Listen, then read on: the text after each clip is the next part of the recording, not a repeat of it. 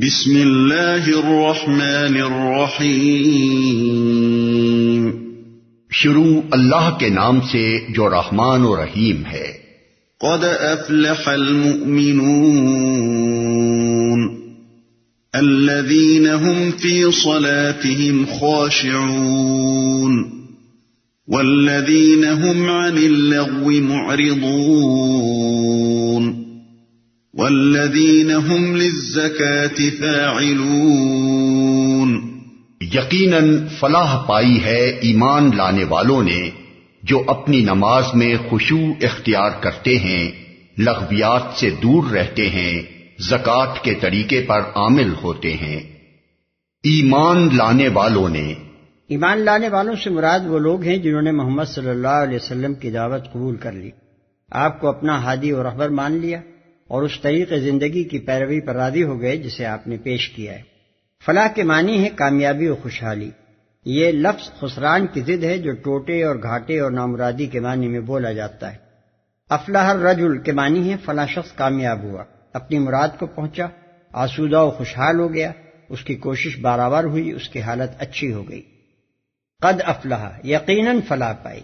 آغاز کلام ان الفاظ سے کرنے کی معنویت اس وقت تک سمجھ میں نہیں آ سکتی جب تک وہ ماحول نگاہ میں نہ رکھا جائے جس میں یہ تقریر کی جا رہی تھی۔ اس وقت ایک طرف دعوت اسلامی کے مخالف سرداران مکہ تھے جن کی تجارتیں چمک رہی تھیں، جن کے پاس دولت کی ریل پیل تھی، جن کو دنیاوی خوشحالی کے سارے لوازم میسر تھے، اور دوسری طرف دعوت اسلامی کے پیرو تھے جن میں سے اکثر تو پہلے ہی غریب اور خستہ حال تھے، اور بعض جو اچھے کھاتے پیتے گھرانوں سے تعلق رکھتے تھے یا اپنے کاروبار میں پہلے کامیاب تھے، ان کو بھی اب قوم کی مخالفت نے بدحال کر دیا تھا۔ اس صورتحال میں جب تقریر کا آغاز اس فقرے سے کیا گیا کہ یقیناً فلاح پائی ہے ایمان لانے والوں نے، تو اس سے خود بخود یہ مطلب نکلا کہ تمہارا معیار فلاح و خسران غلط ہے، تمہارے اندازے غلط ہیں، تمہاری نگاہ دور رس نہیں ہے، تم اپنی جس عارضی و محدود خوشحالی کو فلاح سمجھ رہے ہو وہ فلاح نہیں خسران ہے، اور محمد صلی اللہ علیہ وسلم کے ماننے والوں کو جو تم ناکام و نامراد سمجھ رہے ہو وہ دراصل کامیاب و بامراد ہے۔ اس دعوت حق کو مان کر انہوں نے خسارے کا سودا نہیں کیا ہے، بلکہ وہ چیز پائی ہے جو دنیا اور آخرت دونوں میں ان کو پائیدار خوشحالی سے ہمکنار کرے گی، اور اسے رد کر کے دراصل خسارے کا سودا تم نے کیا ہے جس کے برے نتائج تم یہاں بھی دیکھو گے اور دنیا سے گزر کر دوسری زندگی میں بھی دیکھتے رہو گے۔ یہی اس سورہ کا مرکزی مضمون ہے اور ساری تقریر اول سے آخر تک اسی مدعا کو ذہن نشین کرنے کے لیے کی گئی۔ اپنی نماز میں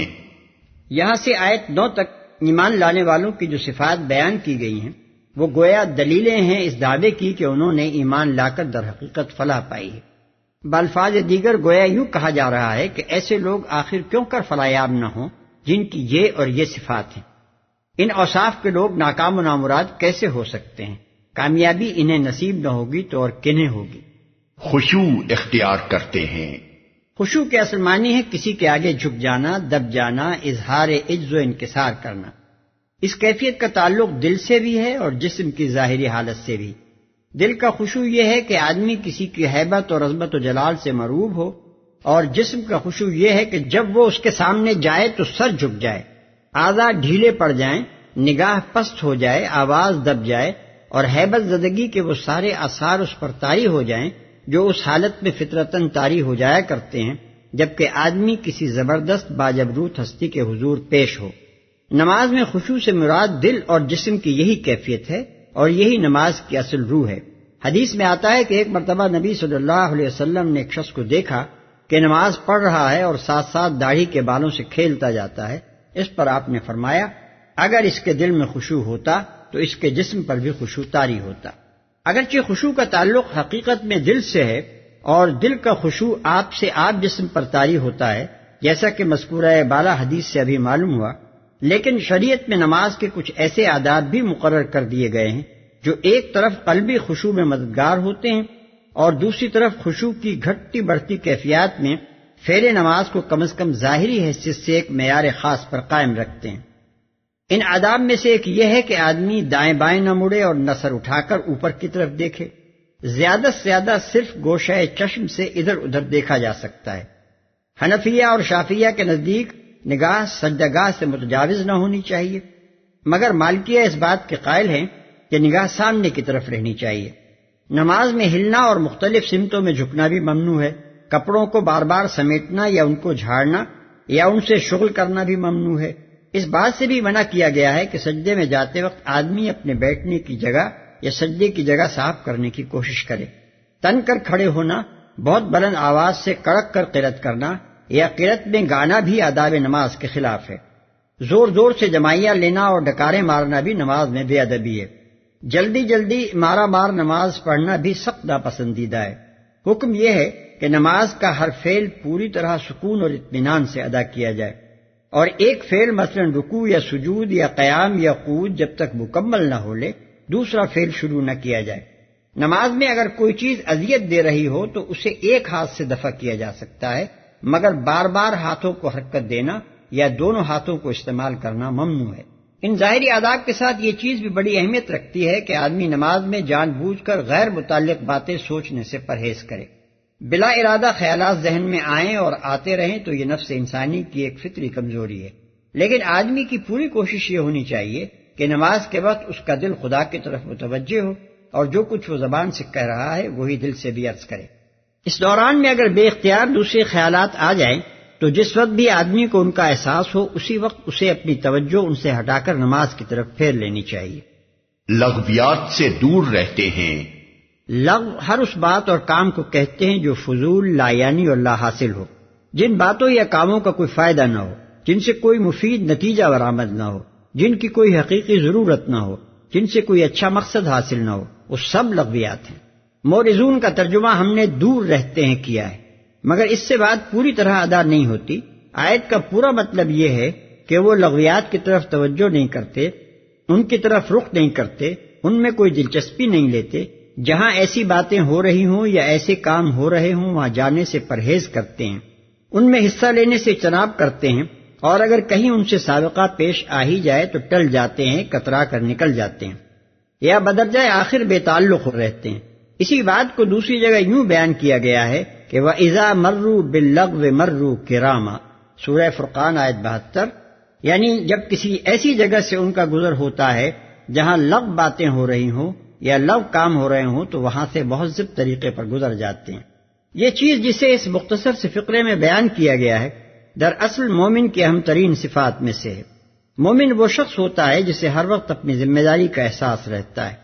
وہ سمجھتا ہے کہ دنیا دراصل ایک امتحان گاہ ہے، اور جس چیز کو زندگی اور عمر اور وقت کے مختلف ناموں سے یاد کیا جاتا ہے وہ در حقیقت ایک نپی تلی مدت ہے جو اسے امتحان کے لیے دی گئی۔ یہ احساس اس کو بالکل اس طالب علم کی طرح سنجیدہ اور مشغول اور منہمک بنا دیتا ہے جو امتحان کے کمرے میں بیٹھا اپنا پرچہ حل کر رہا ہو۔ جس طرح اس طالب علم کو یہ احساس ہوتا ہے کہ امتحان کے یہ چند گھنٹے اس کی آئندہ زندگی کے لیے فیصلہ کن ہیں، اور اس احساس کی وجہ سے وہ ان گھنٹوں کا ایک ایک لمحہ اپنے پرچے کو صحیح طریقے سے حل کرنے کی کوشش میں صرف کر ڈالنا چاہتا ہے، اور ان کا کوئی سیکنڈ فضول ضائع کرنے کے لیے آمادہ نہیں ہوتا۔ ٹھیک اسی طرح مومن بھی دنیا کی اس زندگی کو انہی کاموں میں صرف کرتا ہے جو انجام کار کے لحاظ سے مفید ہوں، حتیٰ کہ وہ تفریحات اور کھیلوں میں سے بھی ان چیزوں کا انتخاب کرتا ہے جو محض تضییع وقت نہ ہوں بلکہ کسی بہتر مقصد کے لیے اسے تیار کرنے والی ہوں۔ اس کے نزدیک وقت کاٹنے کی چیز نہیں ہوتی بلکہ استعمال کرنے کی چیز ہوتی ہے۔ علاوہ بنی مومن ایک سلیم الطبع، پاکیزہ مزاج، خوش ذوق انسان ہوتا ہے۔ بےہودگیوں سے اس کی طبیعت کو کسی قسم کا لگاؤ نہیں ہوتا۔ وہ مفید باتیں کر سکتا ہے مگر فضول گپیں نہیں ہانک سکتا۔ وہ ظرافت اور مزاح اور لطیف مذاق کی حد تک جا سکتا ہے مگر ٹھٹے بازیاں نہیں کر سکتا۔ گندا مذاق اور مسخرہ پن برداشت نہیں کر سکتا۔ تفریحی گفتگوؤں کو اپنا مشغلہ نہیں بنا سکتا۔ اس کے لیے تو وہ سوسائٹی ایک مستقل عذاب ہوتی ہے جس میں کان کسی وقت بھی گالیوں سے، غیبتوں اور تہمتوں اور جھوٹی باتوں سے، گندے گانوں اور فحش گفتگوؤں سے محفوظ نہ ہوں۔ اس کو اللہ تعالیٰ جس جنت کی امید دلاتا ہے اس کی نعمتوں میں سے ایک نعمت یہ بھی بیان کرتا ہے کہ لا تسمعوا فیہا لاغیہ، یعنی وہاں تو کوئی لغو بات نہ سنے گا۔ زکوٰۃ کے طریقے پر عامل ہوتے ہیں۔ زکوٰۃ دینے اور زکوٰۃ کے طریقے پر عامل ہونے میں معنی کے اعتبار سے بڑا فرق ہے، جسے نظر انداز کر کے دونوں کو ہم معنی سمجھ لینا صحیح نہیں ہے۔ آخر کوئی بات تو ہے جس کی وجہ سے یہاں مومنین کی صفات بیان کرتے ہوئے یوتون الزکوٰۃ کا معروف انداز چھوڑ کر للزکوٰۃ فاعلون کا غیر معمولی طرز بیان اختیار کیا گیا ہے۔ عربی زبان میں زکوٰۃ کا مفہوم دو معنوں سے مرکب ہے، ایک پاکیزگی، دوسرے نشو و نما۔ کسی چیز کی ترقی میں جو چیزیں مانع ہوں ان کو دور کرنا اور اس کے اصل جوہر کو پروان چڑھانا، یہ دو تصورات مل کر زکوٰۃ کا پورا تصور بناتے ہیں۔ پھر یہ لفظ جب اسلامی اصطلاح بنتا ہے تو اس کا اطلاق دو معنی پر ہوتا ہے، ایک وہ مال جو مقصد تزکیہ کے لیے نکالا جائے، دوسرے بجائے خود تزکیے کا فعل۔ اگر یؤتون الزکوٰۃ کہیں تو اس کے معنی یہ ہوں گے کہ وہ تزکیے کی غرض سے اپنے مال کا ایک حصہ دیتے یا ادا کرتے ہیں۔ اس طرح بات صرف مال دینے تک محدود ہو جاتی ہے، لیکن اگر للزکوٰۃ فاعلون کہا جائے تو اس کا مطلب یہ ہوگا کہ وہ تزکیے کا فعل کرتے ہیں، اور اس صورت میں بات صرف مالی زکوٰۃ ادا کرنے تک محدود نہ رہے گی، بلکہ تزکیہ نفس، تزکیہ اخلاق، تزکیہ زندگی، تزکیہ مال، غرض ہر پہلو کے تزکیے تک وسیع ہو جائے گی، اور مزید برآں اس کا مطلب صرف اپنی ہی زندگی کے تزکیے تک محدود نہ رہے گا، بلکہ اپنے گرد و پیش کی زندگی کے تزکیے تک بھی پھیل جائے گا۔ لہذا دوسرے الفاظ میں اس آیت کا ترجمہ یوں ہوگا کہ وہ تزکیے کا کام کرنے والے لوگ ہیں، یعنی اپنے آپ کو بھی پاک کرتے ہیں اور دوسروں کو پاک کرنے کی خدمت بھی انجام دیتے ہیں، اپنے اندر بھی جوہر انسانیت کو نشو و نما دیتے ہیں اور باہر کی زندگی میں بھی اس کی ترقی کے لیے کوشاں رہتے ہیں۔ یہ مضمون قرآن مجید میں دوسرے مقامات پر بھی بیان فرمایا گیا ہے، مثلا سورہ اعلیٰ میں فرمایا قد افلح من تزکا وذکر اسم ربہ فصلی، یعنی فلاح پائی اس شخص نے جس نے پاکیزگی اختیار کی اور اپنے رب کا نام یاد کر کے نماز پڑھی۔ اور سورہ شمس میں فرمایا قد افلح من زکاہا وقد خاب من دساہا، یعنی بامراد ہوا وہ جس نے نفس کا تزکیہ کیا اور نامراد ہوا وہ جس نے اس کو دبا دیا۔ مگر یہ آیت ان دونوں کی بنسبت وسیع تر مفہوم کے حامل ہے، کیونکہ وہ صرف اپنے نفس کے تزکیے پر زور دیتی ہیں، اور یہ بجائے خود فعل تزکیہ کی اہمیت بیان کرتی ہے جو اپنی ذات اور معاشرے کی زندگی دونوں ہی کے تزکیے پر حاوی ہے۔ والذین هم لفروجهم حافظون إلا على أزواجهم أو ما ملكت أيمانهم فإنهم غير ملومين فمن ابتغى وراء ذلك فأولئك هم العادون۔ اپنی شرمگاہوں کی حفاظت کرتے ہیں سوائے اپنی بیویوں کے اور ان عورتوں کے جو ان کی ملک یمین میں ہوں کہ ان پر محفوظ نہ رکھنے میں وہ قابل ملامت نہیں ہیں، البتہ جو اس کے علاوہ کچھ اور چاہیں وہی زیادتی کرنے والے ہیں۔ اپنی شرمگاہوں کی حفاظت کرتے ہیں، اس کے دو مطلب ہیں، ایک یہ کہ اپنے جسم کے قابل شرم حصوں کو چھپا کر رکھتے ہیں یعنی عریانی سے پرہیز کرتے ہیں اور اپنا سطر دوسروں کے سامنے نہیں کھولتے، دوسرے یہ کہ وہ اپنی عصمت و عفت کو محفوظ رکھتے ہیں، یعنی صنفی معاملات میں آزادی نہیں برتتے اور قوت شہوانی کے استعمال میں بے لگام نہیں ہوتے، وہی زیادتی کرنے والے ہیں۔ یہ جملہ معترضہ ہے جو اس غلط فہمی کو رفع کرنے کے لیے ارشاد ہوا ہے جو شرمگاہوں کی حفاظت کے لفظ سے پیدا ہوتی ہے۔ دنیا میں پہلے بھی یہ سمجھا جاتا رہا ہے اور آج بھی بہت سے لوگ اس غلط فہمی میں مبتلا ہیں کہ قوت شہوانی بجائے خود ایک بری چیز ہے اور اس کے تقاضے پورے کرنا خواہ جائز طریقے ہی سے کیوں نہ ہو بہرحال نیک اور اللہ والے لوگوں کے لیے موزوں نہیں ہے۔ اس غلط فہمی کو تقویت پہنچ جاتی اگر صرف اتنا ہی کہہ کر بات ختم کر دی جاتی کہ فلاح پانے والے اہل ایمان اپنی شرمگاہوں کو محفوظ رکھتے ہیں، کیونکہ اس کا مطلب یہ لیا جا سکتا تھا کہ وہ لنگوٹ بند رہتے ہیں، راہب اور سنیاسی قسم کے لوگ ہوتے ہیں، شادی بیاہ کے جھگڑوں میں نہیں پڑتے۔ اس لیے ایک جملہ معترضہ بڑھا کر حقیقت واضح کر دی گئی کہ جائز مقام پر اپنی خواہشات نفس پوری کرنا کوئی قابل ملامت چیز نہیں ہے، البتہ گناہ یہ ہے کہ آدمی شہوت رانی کے لیے اس معروف اور جائز طریقے سے تجاوز کر جائے۔ اس جملہ معترضہ سے چند احکام نکلتے ہیں جن کو ہم اختصار کے ساتھ یہاں بیان کرتے ہیں۔ ایک، شرمگاہوں کی حفاظت کے حکم عام سے دو قسم کی عورتوں کو مستثنیٰ کیا گیا ہے، ایک ازواج، دوسرے ما ملکت ایمانہم۔ ازواج کا اطلاق عربی زبان کے معروف استعمال کی روح سے بھی اور خود قرآن کی تصریحات کے مطابق بھی صرف ان عورتوں پر ہوتا ہے جن سے باقاعدہ نکاح کیا گیا ہو، اور یہی اس کے ہم معنی اردو لفظ بیوی کا مفہوم ہے۔ رہا لفظ ما ملکت ایمانہم، تو عربی زبان کے محاورے اور قرآن کے استعمالات دونوں اس پر شاہد ہیں کہ اس کا اطلاق لونڈی پر ہوتا ہے، یعنی وہ عورت جو آدمی کی ملک میں ہو۔ اس طرح یہ آیت صاف تصریح کر دیتی ہے کہ منکوحہ بیوی کی طرح مملوکہ لونڈی سے بھی صنفی تعلق جائز ہے، اور اس کے جواز کی بنیاد نکاح نہیں بلکہ ملک ہے۔ اگر اس کے لیے بھی نکاح شرط ہوتا تو اسے ازواج سے الگ بیان کرنے کی کوئی حاجت نہ تھی، کیونکہ منکوحہ ہونے کی صورت میں وہ بھی ازواج میں داخل ہوتی۔ آج کل کے بعض مفسرین جنہیں لونڈی سے تمتع کا جواز تسلیم کرنے سے انکار ہے، سورہ نساء کی آیت وَمَن لَّمْ يَسْتَطِعْ مِنكُمْ طَوْلًا أَن يَنكِحَ الْمُحْصَنَاتِ الْمُؤْمِنَاتِ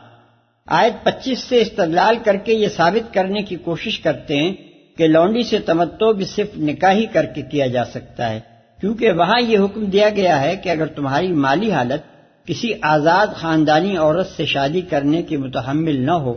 تو کسی لونڈی سے ہی نکاح کر لو۔ لیکن ان لوگوں کی یہ عجیب خصوصیت ہے کہ ایک ہی آیت کے ایک ٹکڑے کو مفید مطلب پا کر لے لیتے ہیں، اور اسی آیت کا جو ٹکڑا ان کے مدعا کے خلاف پڑتا ہو اسے جان بوجھ کر چھوڑ دیتے ہیں۔ اس آیت میں لونڈیوں سے نکاح کرنے کی ہدایت جن الفاظ میں دی گئی ہے وہ یہ ہیں فَانكِحُوهُنَّ بِإِذْنِ أَهْلِهِنَّ وَأْتُوهُنَّ أُجُورَهُنَّ بِالْمَعْرُوفِ، یعنی پس ان لونڈیوں سے نکاح کر لو ان کے سرپرستوں کی اجازت سے، اور ان کو معروف طریقے سے ان کے مہر ادا کرو۔ یہ الفاظ صاف بتا رہے ہیں کہ یہاں خود لونڈی کے مالک کا معاملہ زیر بحث نہیں ہے، بلکہ کسی ایسے شخص کا معاملہ زیر بحث ہے جو آزاد عورت سے شادی کا خرچ نہ برداشت کر سکتا ہو اور اس بنا پر کسی دوسرے شخص کی مملوکہ لونڈی سے نکاح کرنا چاہے۔ ورنہ ظاہر ہے کہ اگر معاملہ اپنی ہی لونڈی سے نکاح کرنے کا ہو تو اس کے وہ اہل یعنی سرپرست کون ہو سکتے ہیں جن سے اس کو اجازت لینے کی ضرورت ہو؟ مگر قرآن سے کھیلنے والے صرف فَانكِحُوهُنَّ کو لے لیتے ہیں اور اس کے بعد ہی بِإِذْنِ أَهْلِهِنَّ کے جو الفاظ موجود ہیں انہیں نظر انداز کر دیتے ہیں۔ مزید برآں وہ ایک آیت کا ایسا مفہوم نکالتے ہیں جو اسی موضوع سے متعلق قرآن مجید کی دوسری آیات سے ٹکراتا ہے۔ کوئی شخص اگر اپنے خیالات کی نہیں بلکہ قرآن پاک کی پیروی کرنا چاہتا ہو تو وہ سورہ نساء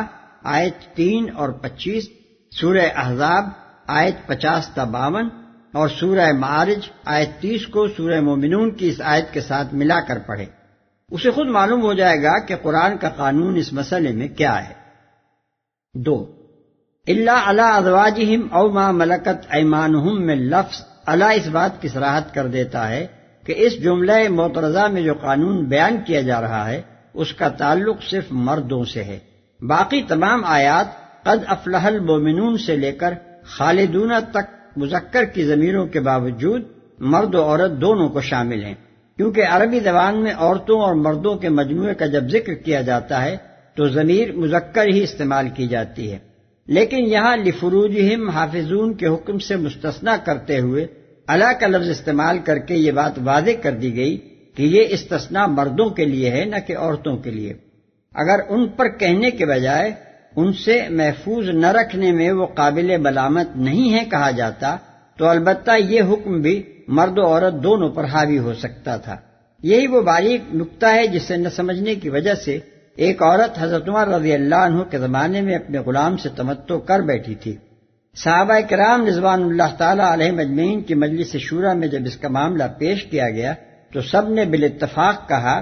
کہ اس نے اللہ تعالیٰ کی کتاب کا غلط مفہوم لے لیا۔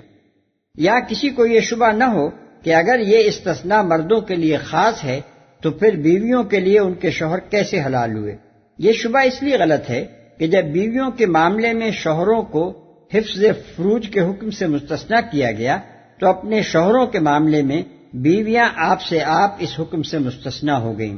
ان کے لیے پھر الگ کسی تصریح کی حاجت نہ رہی۔ اس طرح اس حکم استثناء کا اثر عملاً صرف مرد اور اس کی مملوکہ عورت تک محدود ہو جاتا ہے، اور عورت پر اس کا غلام حرام قرار پاتا ہے۔ عورت کے لیے اس چیز کو حرام کرنے کی حکمت یہ ہے کہ غلام اس کی خواہش نفس تو پوری کر سکتا ہے مگر اس کا اور گھر کا قوام نہیں بن سکتا، جس کی وجہ سے خاندانی زندگی کی چول ڈھیلی رہ جاتی ہے۔ 3 البتہ جو اس کے علاوہ کچھ اور چاہیں وہی زیادتی کرنے والے ہیں۔ اس فقرے نے مذکورہ بالا 2 جائز صورتوں کے سوا خواہش نفس پوری کرنے کی تمام دوسری صورتوں کو حرام کر دیا، خواہ وہ زنا ہو یا عمل قوم لوط یا وطی بہائم یا کچھ اور۔ صرف ایک استمنا بالید یعنی میسٹربیشن کے معاملے میں فقہا کے درمیان اختلاف ہے۔ امام احمد ابن حنبل اس کو جائز قرار دیتے ہیں، امام مالک اور امام شافعی اس کو قطعی حرام ٹھہراتے ہیں، اور حنفیہ کے نزدیک اگرچہ یہ حرام ہے لیکن وہ کہتے ہیں کہ اگر شدید غلبہ جذبات کی حالت میں آدمی سے احیاناً اس فعل کا صدور ہو جائے تو امید ہے کہ معاف کر دیا جائے گا۔ 4، بعض مفسرین نے متع کی حرمت بھی اس آیت سے ثابت کی ہے۔ ان کا استدلال یہ ہے کہ ممتوعہ عورت نہ تو بیوی کے حکم میں داخل ہے اور نہ لونڈی کے حکم میں۔ لونڈی تو وہ ظاہر ہے کہ نہیں ہے، اور بیوی اس لیے نہیں ہے کہ زوجیت کے لیے جتنے قانونی احکام ہیں ان میں سے کسی کا بھی اس پر اطلاق نہیں ہوتا، نہ وہ مرد کی وارث ہوتی ہے نہ مرد اس کا وارث ہوتا ہے، نہ اس کے لیے عدت ہے، نہ طلاق، نہ نفقہ، نہ ایلا اور زہار اور لعان وغیرہ،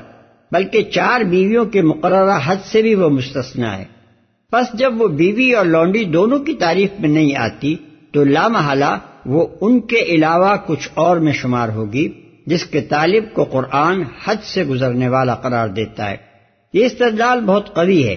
مگر اس میں کمزوری کا ایک پہلو ایسا ہے جس کی بنا پر یہ کہنا مشکل ہے کہ متع کی حرمت کے بارے میں یہ آیت ناطق ہے۔ وہ پہلو یہ ہے کہ نبی صلی اللہ علیہ وسلم نے متع کی حرمت کا آخری اور قطعی حکم فتح مکہ کے سال دیا ہے، اور اس سے پہلے اجازت کے ثبوت صحیح احادیث میں پائے جاتے ہیں۔ اگر یہ مان لیا جائے کہ حرمت متع کا حکم قرآن کی اس آیت ہی میں آ چکا تھا جو بالاتفاق مکی ہے اور ہجرت سے کئی سال پہلے نازل ہوئی تھی، تو کیسے تصور کیا جا سکتا ہے کہ نبی صلی اللہ علیہ وسلم اسے فتح مکہ تک جائز رکھتے؟ لہذا یہ کہنا زیادہ صحیح ہے کہ متع کی حرمت قرآن مجید کے کسی صریح حکم پر نہیں بلکہ نبی صلی اللہ علیہ وسلم کی سنت پر مبنی ہے۔ سنت میں اس کی صراحت نہ ہوتی تو محض اس آیت کی بنا پر تحریم کا فیصلہ کر دینا مشکل تھا۔ متع کا جب ذکر آ گیا ہے تو مناسب معلوم ہوتا ہے کہ 2 باتوں کی اور توضیح کر دی جائے۔ اول یہ کہ اس کی حرمت خود نبی صلی اللہ علیہ وسلم سے ثابت ہے، لہذا یہ کہنا کہ اسے حضرت عمر رضی اللہ عنہ نے حرام کیا درست نہیں ہے۔ حضرت عمر رضی اللہ عنہ اس حکم کے موجد نہیں تھے بلکہ صرف اسے شائع اور نافذ کرنے والے تھے۔ چونکہ یہ حکم حضور صلی اللہ علیہ وسلم نے آخر زمانے میں دیا تھا اور عام لوگوں تک نہ پہنچا تھا، اس لیے حضرت عمر رضی اللہ تعالی عنہ نے اس کی عام اشاعت کی اور بذریعہ قانون اسے نافذ کیا۔ دوم یہ کہ شیعہ حضرات نے متع کو مطلقاً مباح ٹھہرانے کا جو مسلک اختیار کیا ہے اس کے لیے تو بہرحال نصوص کتاب و سنت میں سرے سے کوئی گنجائش ہی نہیں ہے۔ صدر اول میں صحابہ اور تابعین اور فقہا میں سے چند بزرگ جو اس کے جواز کے قائل تھے وہ اسے صرف اضطرار اور شدید ضرورت کی حالت میں جائز رکھتے تھے۔ ان میں سے کوئی بھی اسے نکاح کی طرح مباح مطلق اور عام حالات میں معمول بہ بنا لینے کا قائل نہ تھا۔ ابن عباس رضی اللہ عنہ جن کا نام قائلین جواز میں سب سے زیادہ نمایاں کر کے پیش کیا جاتا ہے، اپنے مسلک کی توضیح خود ان الفاظ میں کرتے ہیں کہ یہ تو مردار کی طرح ہے کہ مستر کے سوا کسی کے لیے حلال نہیں، اور اس فتوے سے بھی وہ اس وقت بعد آ گئے تھے جب انہوں نے دیکھا کہ لوگ اباحت کی گنجائش سے ناجائز فائدہ اٹھا کر آزادانہ متع کرنے لگے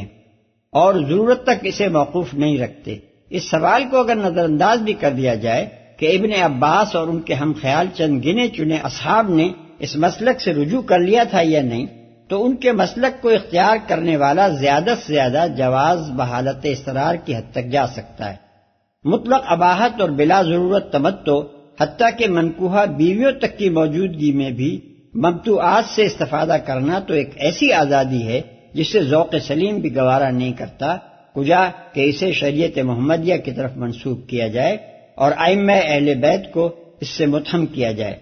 میرا خیال ہے کہ خود شیعہ حضرات میں سے بھی کوئی شریف آدمی یہ گوارا نہیں کر سکتا کہ کوئی شخص اس کی بیٹی یا بہن کے لیے نکاح کے بجائے متع کا پیغام دے۔ اس کے معنی یہ ہوئے کہ جواز متع کے لیے معاشرے میں زنان بازاری کی طرح عورتوں کا ایک ایسا ادنا طبقہ موجود رہنا چاہیے جس سے تمتع کرنے کا دروازہ کھلا رہے، یا پھر یہ کہ متع صرف غریب لوگوں کی بیٹیوں اور بہنوں کے لیے ہو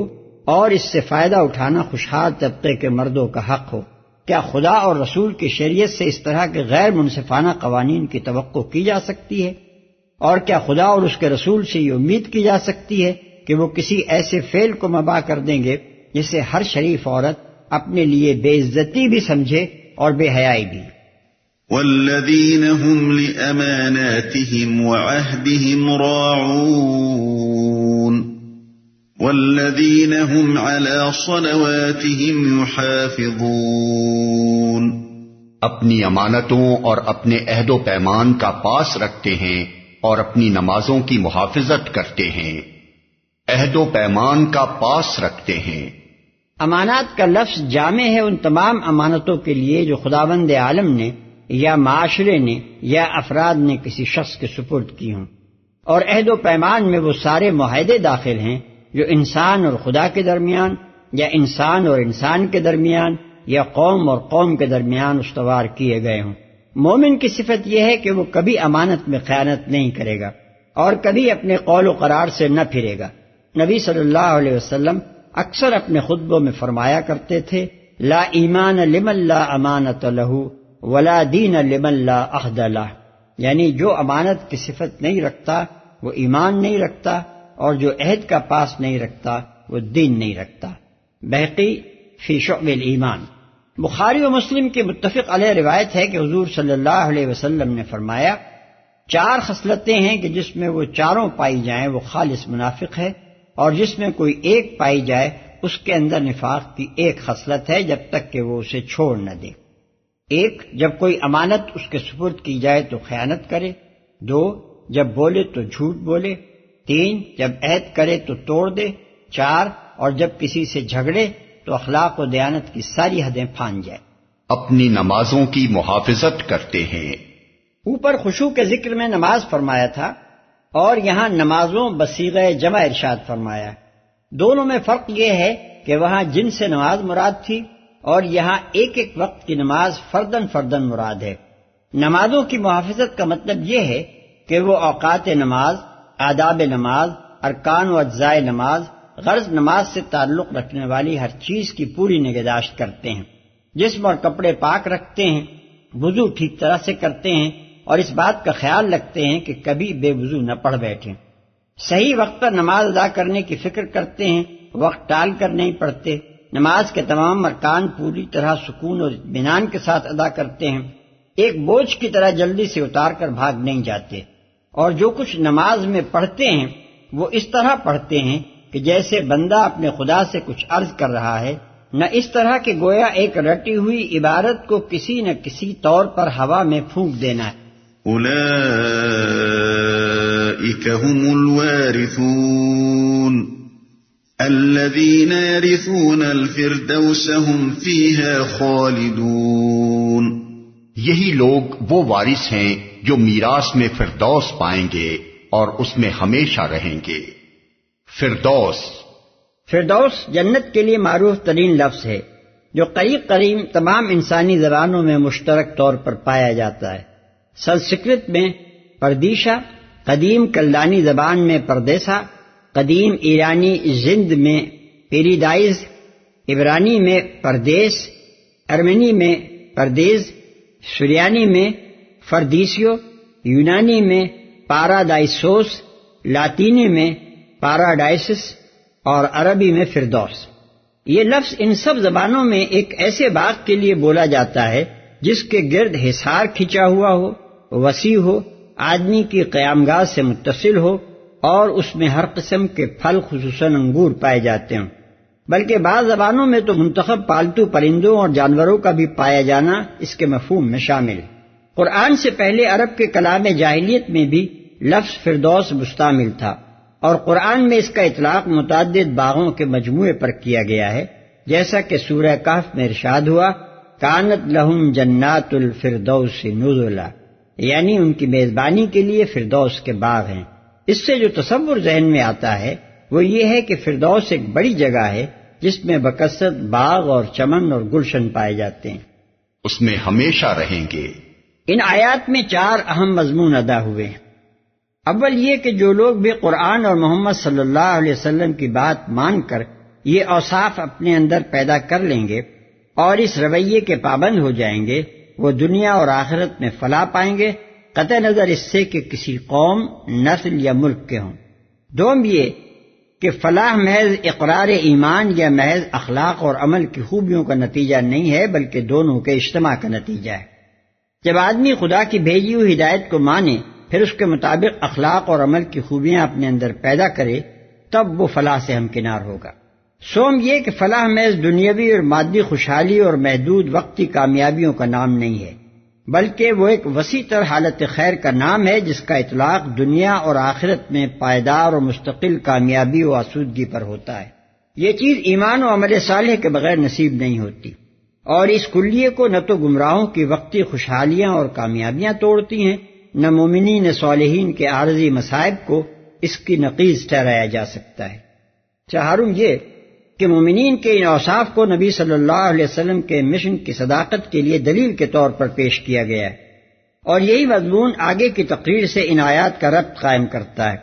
تیسرے رکوع کے خاتمے تک کی پوری تقریر کا سلسلہ استدلال اس طرح پر ہے کہ آغاز میں تجربی دلیل ہے، یعنی یہ کہ اس نبی کی تعلیم نے خود تمہاری سوسائٹی کے افراد میں یہ سیرت و کردار اور یہ اخلاق و اوصاف پیدا کر کے دکھائے ہیں۔ اب تم خود سوچ لو کہ یہ تعلیم حق نہ ہوتی تو ایسے صالح نتائج کس طرح پیدا کر سکتی تھی۔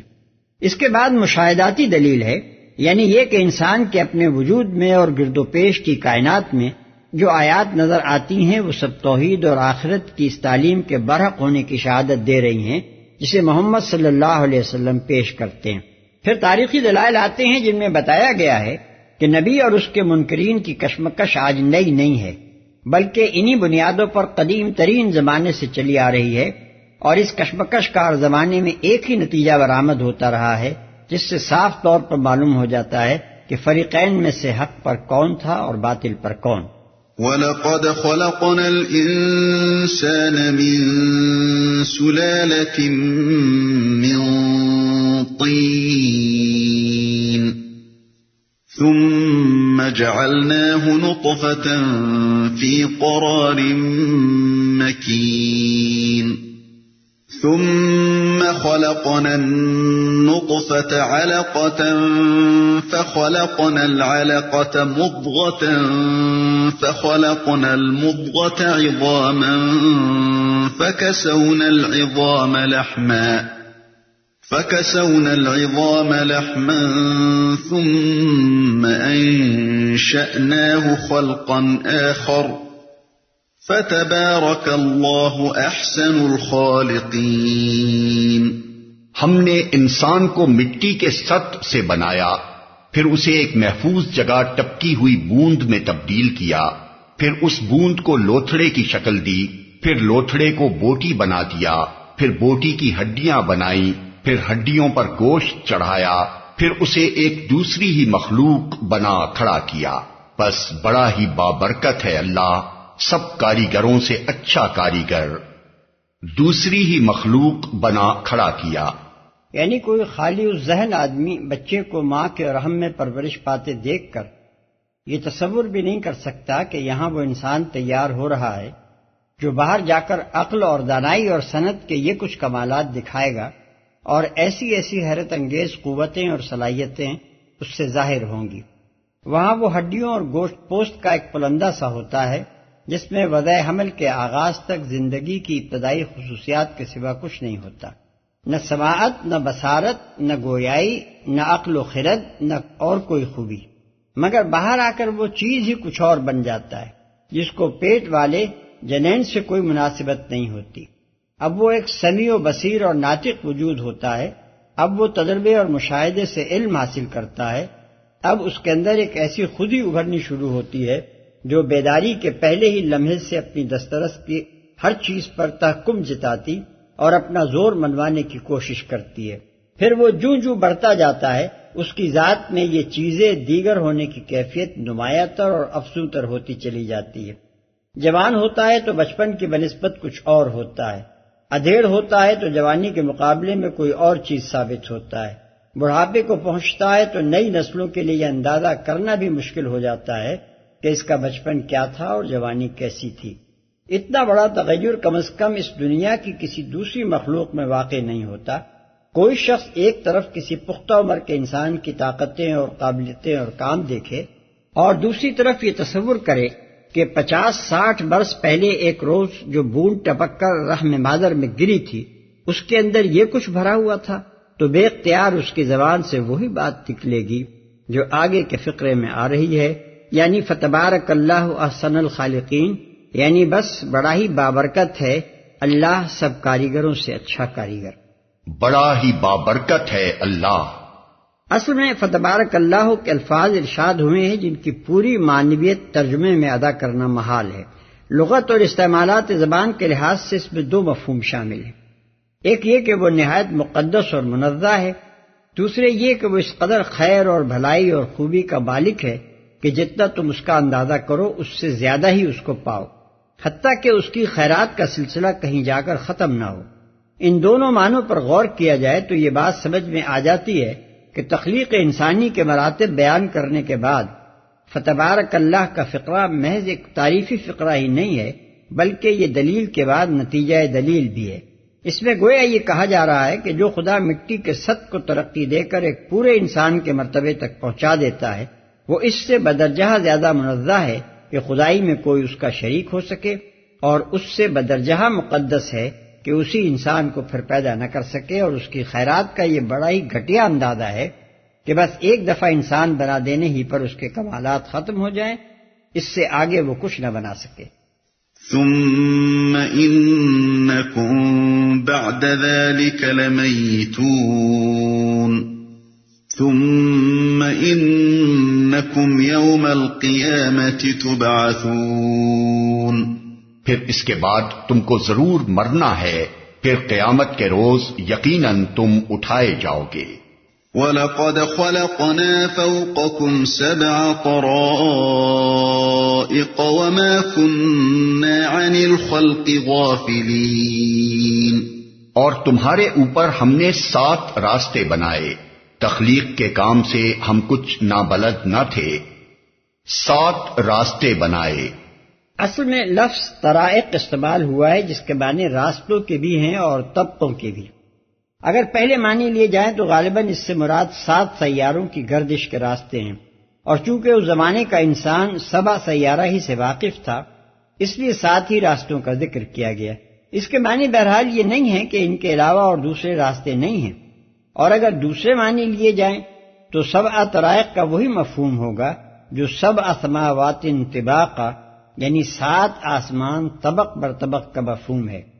اور یہ جو فرمایا کہ تمہارے اوپر ہم نے 7 راستے بنائے، تو اس کا ایک تو سیدھا سادہ مطلب وہی ہے جو ظاہر الفاظ سے ذہن میں آتا ہے، اور دوسرا مطلب یہ ہے کہ تم سے بھی زیادہ بڑی چیز ہم نے یہ آسمان بنائے ہیں، جیسا کہ دوسری جگہ فرمایا لَخَلْقَ السَّمَاوَاتِ وَالْأَرْضِ أَكْبَرُ مِنْ خَلْقِ النَّاسِ،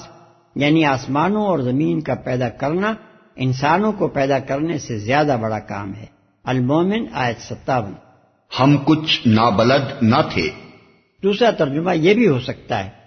اور مخلوقات کی طرف سے ہم غافل نہ تھے یا نہیں ہیں۔ متن میں جو مفہوم لیا گیا ہے اس کے لحاظ سے آیت کا مطلب یہ ہے کہ یہ سب کچھ جو ہم نے بنایا ہے یہ بس یوں ہی کسی اناڑی کے ہاتھوں الٹ نہیں بن گیا ہے، بلکہ اسے ایک سوچے سمجھے منصوبے پر پورے علم کے ساتھ بنایا گیا ہے۔ اہم قوانین اس میں کار فرما ہیں، ادنا سے لے کر اعلیٰ تک سارے نظام کائنات میں ایک مکمل ہم آہنگی پائی جاتی ہے، اور اس کارگاہ عظیم میں ہر طرف ایک مقصدیت نظر آتی ہے جو بنانے والے کی حکمت پر دلالت کر رہی ہے۔ دوسرا مفہوم لینے کی صورت میں مطلب یہ ہوگا کہ اس کائنات میں جتنی بھی مخلوقات ہم نے پیدا کی ہے اس کی کسی حاجز سے ہم کبھی غافل اور کسی حالت سے کبھی بے خبر نہیں رہے ہیں۔ کسی چیز کو ہم نے اپنے منصوبے کے خلاف بننے اور چلنے نہیں دیا ہے، کسی چیز کی فطری ضروریات فراہم کرنے میں ہم نے کوتاہی نہیں کی ہے، اور ایک ایک ذرے اور پتے کی حالت سے ہم باخبر رہے ہیں۔ وَأَنزَلْنَا مِنَ السَّمَاءِ مَاءً بِقَدَرٍ فَأَسْكَنَّاهُ فِي الْأَرْضِ وَإِنَّا عَلَى ذَهَابٍ بِهِ لَقَادِرُونَ، اور آسمان سے ہم نے ٹھیک حساب کے مطابق ایک خاص مقدار میں پانی اتارا اور اس کو زمین میں ٹھہرا دیا، ہم اسے جس طرح چاہیں غائب کر سکتے ہیں، زمین میں ٹھہرا دیا۔ اس سے مراد اگرچہ موسمی بارش بھی ہو سکتی ہے، لیکن آیت کے الفاظ پر غور کرنے سے ایک دوسرا مطلب بھی سمجھ میں آتا ہے، اور وہ یہ ہے کہ آغاز آفرینش میں اللہ تعالیٰ نے بیک وقت اتنی مقدار میں زمین پر پانی نازل فرما دیا تھا جو قیامت تک اس کرے کی ضروریات کے لیے اس کے علم میں کافی تھا۔ وہ پانی زمین ہی کے نشیبی حصوں میں ٹھہر گیا، جس سے سمندر اور بحیرے وجود میں آئے اور آب زیر زمین یعنی سب سوائل واٹر پیدا ہوا۔ اب یہ اسی پانی کا الٹ پھیر ہے جو گرمی، سردی اور ہواؤں کے ذریعے سے ہوتا رہتا ہے۔ اسی کو بارشیں برف پوش پہاڑ، دریا اور چشمے اور کنویں زمین کے مختلف حصوں میں پھیلاتے رہتے ہیں، اور وہی بے شمار چیزوں کی پیدائش اور ترکیب میں شامل ہوتا اور پھر ہوا میں تحلیل ہو کر اصل ذخیرے کی طرف واپس جاتا رہتا ہے۔ شروع سے آج تک پانی کے اس ذخیرے میں نہ ایک قطرے کی کمی ہوئی اور نہ ایک قطرے کا اضافہ ہی کرنے کی کوئی ضرورت پیش آئی۔ اس سے بھی زیادہ حیرت انگیز بات یہ ہے کہ پانی، جس کی حقیقت آج ہر مدرسے کے طالب علم کو معلوم ہے کہ وہ ہائیڈروجن اور آکسیجن دو گیسوں کے امتزاج سے بنا ہے، ایک دفعہ تو اتنا بن گیا کہ اس سے سمندر بھر گئے اور اب اس کے ذخیرے میں ایک قطرے کا بھی اضافہ نہیں ہوتا۔ کون تھا جس نے ایک وقت میں اتنی ہائیڈروجن اور آکسیجن ملا کر اس قدر پانی بنا دیا؟ اور کون ہے جو اب انہی دونوں گیسوں کو اس خاص تناسب کے ساتھ نہیں ملنے دیتا جس سے پانی بنتا ہے، حالانکہ دونوں گیسیں اب بھی دنیا میں موجود ہیں؟ اور جب پانی بھاپ بن کر ہوا میں اڑ جاتا ہے تو اس وقت کون ہے جو آکسیجن اور ہائیڈروجن کو الگ الگ ہو جانے سے روکے رکھتا ہے؟ کیا دہریوں کے پاس اس کا کوئی جواب ہے؟ اور کیا پانی اور ہوا اور گرمی اور سردی کے الگ الگ خدا ماننے والے اس کا کوئی جواب رکھتے ہیں؟ غائب کر سکتے ہیں، یعنی اسے غائب کر دینے کی کوئی ایک ہی صورت نہیں ہے، بے شمار صورتیں ممکن ہیں، اور ان میں سے جس کو ہم جب چاہیں اختیار کر کے تمہیں زندگی کے اس اہم ترین وسیلے سے محروم کر سکتے ہیں۔ اس طرح یہ آیت سورہ ملک کی اس آیت سے وسیع تر مفہوم رکھتی ہے جس میں فرمایا گیا ہے کہ قُلْ أَرَأَيْتُمْ إِنْ أَصْبَحَ مَاؤُكُمْ غَوْرًا فَمَنْ يَأْتِيكُمْ بِمَاءٍ مَّعِينٍ، یعنی ان سے کہو، کبھی تم نے سوچا کہ اگر تمہارا یہ پانی زمین میں بیٹھ جائے تو کون ہے جو تمہیں بہتے چشمے لا دے گا؟ فَأَنشَأْنَا لَكُم بِهِ جَنَّاتٍ مِّن نَّخِيلٍ وَأَعْنَابٍ لَّكُمْ فِيهَا فَوَاكِهُ كَثِيرَةٌ وَمِنْهَا تَأْكُلُونَ وَشَجَرَةً تَخْرُجُ مِن طُورِ سَيْنَاءَ تَنبُتُ بِالدُّهْنِ وَصِبْغٍ لِّلْآكِلِينَ۔ پھر اس پانی کے ذریعے سے ہم نے تمہارے لیے کھجور اور انگور کے باغ پیدا کر دیے، تمہارے لیے ان باغوں میں بہت سے لذیذ پھل ہیں اور ان سے تم روزی حاصل کرتے ہو۔ اور وہ درخت بھی ہم نے پیدا کیا جو طور سینا سے نکلتا ہے، تیل بھی لیے ہوئے اگتا ہے اور کھانے والوں کے لیے سالن بھی۔ لذیذ پھل یعنی کھجوروں اور انگوروں کے علاوہ بھی طرح طرح کے میوے اور پھل تم روزی حاصل کرتے ہو، یعنی ان باغوں کی پیداوار سے جو پھل، غلے، لکڑی اور دوسری مختلف صورتوں میں حاصل ہوتی ہے تم اپنی معاش پیدا کرتے ہو۔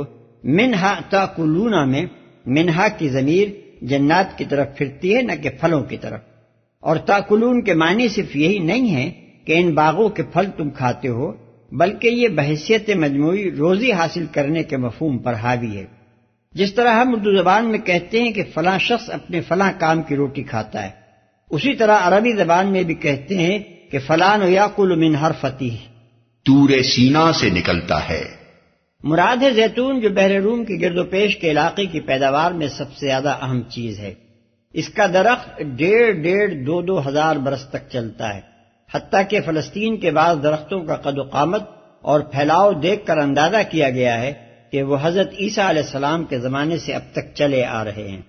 طور سینا کی طرف اس کو منسوب کرنے کی وجہ غالباً یہ ہے کہ وہی علاقہ جس کا مشہور ترین اور نمایاں ترین مقام طور سینا ہے، اس درخت کا وطن اصلی ہے۔ وَإِنَّ لَكُمْ فِي الْأَنْعَامِ لَعِبْرَةً نُسْقِيكُم مِّمَّا فِي بُطُونِهَا وَلَكُمْ فِيهَا مَنَافِعُ كَثِيرَةٌ وَمِنْهَا تَأْكُلُونَ وَعَلَيْهَا وَعَلَى الْفُلْكِ تُحْمَلُونَ۔ اور حقیقت یہ ہے کہ تمہارے لیے مویشیوں میں بھی ایک سبق ہے، ان کے پیٹوں میں جو کچھ ہے اسی میں سے ایک چیز ہم تمہیں پلاتے ہیں، اور تمہارے لیے ان میں بہت سے دوسرے فائدے بھی ہیں، ان کو تم کھاتے ہو اور ان پر اور کشتیوں پر سوار بھی کیے جاتے ہو، ہم تمہیں پلاتے ہیں۔ یعنی دودھ جس کے متعلق قرآن میں دوسری جگہ فرمایا گیا ہے کہ خون اور گوبر کے درمیان یہ ایک تیسری چیز ہے جو جانور کی غذا سے پیدا کر دی جاتی ہے۔ سورہ نحل آیت 66۔ سوار بھی کیے جاتے ہو۔ مویشیوں اور کشتیوں کا ایک ساتھ ذکر کرنے کی وجہ یہ ہے کہ اہل عرب سواری اور بار برداری کے لیے زیادہ تر اونٹ استعمال کرتے تھے، اور اونٹوں کے لیے خشکی کے جہاز کا استعارہ بہت پرانا ہے۔